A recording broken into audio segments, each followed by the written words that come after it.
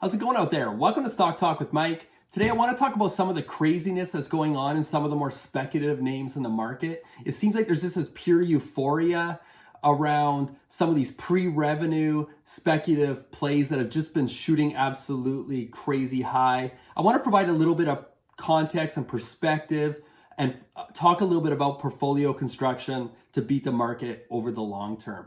I also want to touch on Cathie and the ARK Invest team, their investment philosophy around focusing around innovative and disruptive companies with an eye on the future has really resonated in particular with, I feel like, a lot of new investors. And from what I'm seeing though, a lot of these same new investors aren't actually investing like ARK Invest at all. So I want to explain what I mean by that as well. So stay tuned.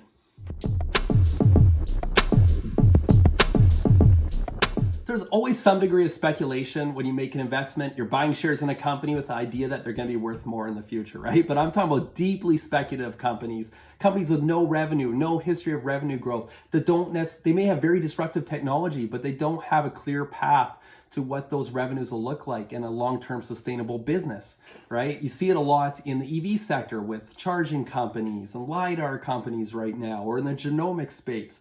There's some really great disruptive important technology, but that does not always translate into a great long-term business that's absolutely going to kill it, right? We see it all the time. The only thing driving those stock prices right now largely is sentiment, and sentiment always changes, all right? When you can't value a company on its fundamentals, those are the companies that are going to get hit the hardest when we have a market downturn.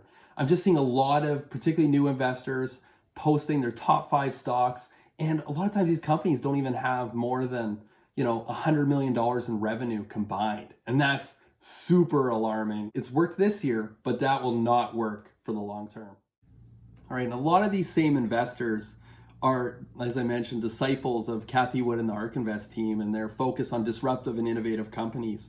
But that doesn't mean you have to find some company that you've never heard of, or your core holding should be some revolutionary new technology from a company that has no earning power yet, right?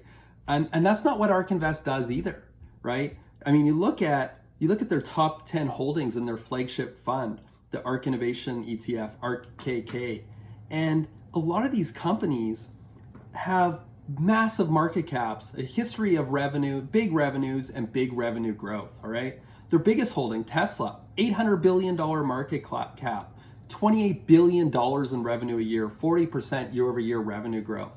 Even when Cathie made the big call on Tesla in 2018, they already had $21 billion in annual revenue. Now I'm seeing this massive euphoria over Lucid Motors and the potential SPAC coming public, and people dumping money into that like it's going to be the next Tesla.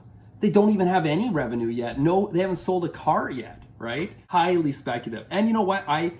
When I believe in a speculative company, I'm willing to dabble in it as well. But I would certainly not make that a core position because most of those companies are gonna fail, all right?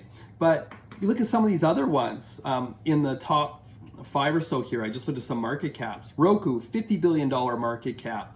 $1.5 billion in revenue a year, 75% year-over-year revenue growth. Teladoc, $40 billion market cap, $1 billion a year revenue, 110% year-over-year revenue growth. Square, $100 billion market cap, $8 billion in revenue, 140% year-over-year revenue growth last quarter. These are all last quarter growth. So these are big companies, all right? And I'm not saying ARK Invest only invests in big companies. I'm just saying look at some of their top holdings. This is what's going to drive their performance. And honestly, that's why people are interested in what Cathie Wood's doing, is because their track record for good performance. And if you actually look at their holdings, look at these big companies. Aside from Tesla, these aren't necessarily companies that a lot of these ARK disciples are sort of following. All right, let's look at another one of their funds here, the ARK Innovation FinTech Innovation Fund. It has Square as their biggest holding, again, $100 billion, Tencent, $850 billion company, Mercado Libre, a $90 billion, C Limited, $110 billion, PayPal, 275 billion, Alibaba, 700 billion. These are large established companies that are still growing, they're still disrupting, they're viable businesses. And again, these holdings are making up over 50% or around 50% of these portfolios. These are the companies that are driving the gains for ARK Invest. People are focused on this section down here, the new holdings that are making up, combined maybe 10% of the portfolio. And what my concern is, a lot of these investors aren't structuring their portfolio at all like ARK Invest. They're putting most of their money into some of these small companies. And I'm not calling anyone out. It's just something to be aware of. Everyone's got to start somewhere. But I think the core of your portfolio needs to be quality companies that are growing, that have some a record of revenues, all right, with a portion of your portfolio allocated to these very highly speculative plays that are maybe pre-revenue type companies. Not all these companies at the back end of the portfolio are even highly speculative. I'm just saying that's often where they are. People are focusing on the new company that ARK Invest is buying. But they often start out with a very small portion in their portfolio, all right? They're not making them a super heavy 10% or so weighting for these highly speculative names. I want to use Nano Dimension here as an example, NNDM, but by no means am I ragging on Nano Dimension, all right? I think they have some very interesting disruptive technology and are an interesting spec, but I just want to explain why you have to be really, really careful with these type of companies. So their shares have gone from well under $1 a share in May up to over $15 a share, all right? And they're known for their Dragonfly 3D additive printer that creates things like circuit boards, which was actually developed in 2015. So it's been around a while. And Nano Dimension's been around a while. It's actually been publicly traded since 2016. It previously traded over the counter. But during this huge euphoria over speculative companies, we've seen this thing run up from well under $2 a share to over 15 this year. And it's interesting because circuit board manufacturing companies, the biggest circuit board manufacturing companies in the world, all trade well under $10 billion a share. But when we look here at Nano Dimension's financials, you can see that it has a market cap of 2.3 billion, which is in line with some of the bigger circuit board companies in the world, honestly. And you look at its operating margin, negative 889%, revenues, $3 million, all right? So as far as a publicly traded company, that's almost non-existent. Quarterly revenue growth of negative 80%, total cash, $37 million, total debt, $1.8 million. So they got a decent amount of cash in their balance sheet from, they definitely took advantage of raising some cash with these inflated share prices. All right, so those fundamentals currently don't support any kind of valuation, right? I mean, the company isn't generating any revenue. It's worth whatever someone's willing to pay for it at this time. But then you look at some other technology that when it came out really caused a similar type of speculative euphoria.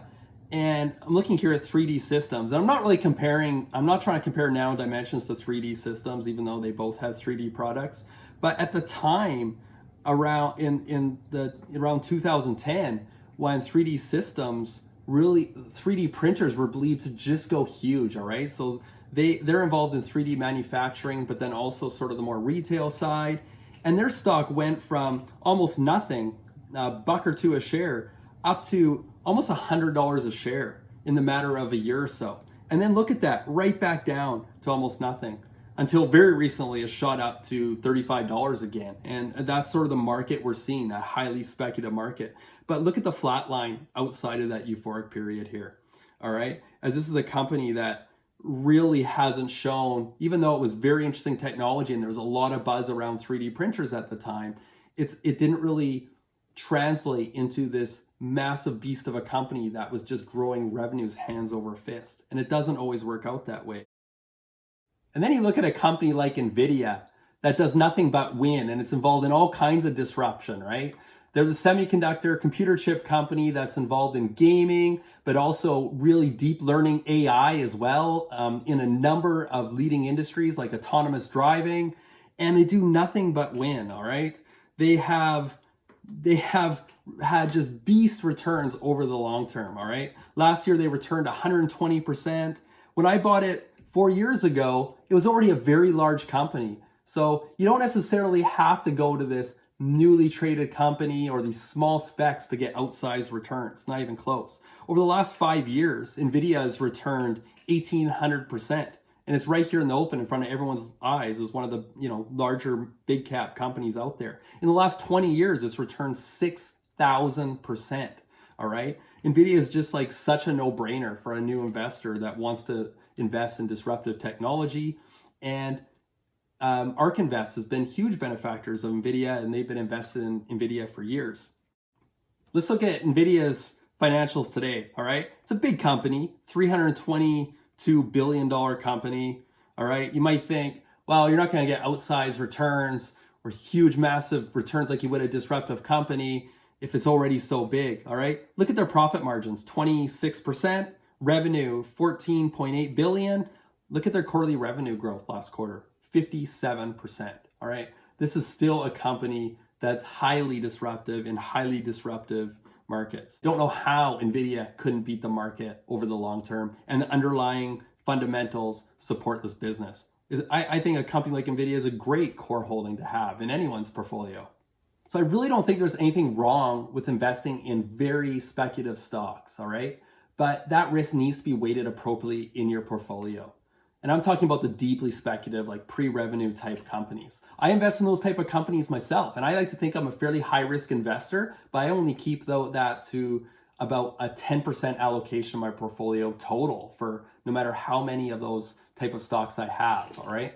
But if you're new to investing, it's just something to keep in mind and maybe have a closer look at your portfolio, as this type of highly speculative market and this euphoria won't last forever. Definitely companies over time get re-evaluated on fundamentals, and those type of companies can really get hit. So something definitely to keep in mind. So anyways, that's all I have for you today. Thank you for watching. Happy investing.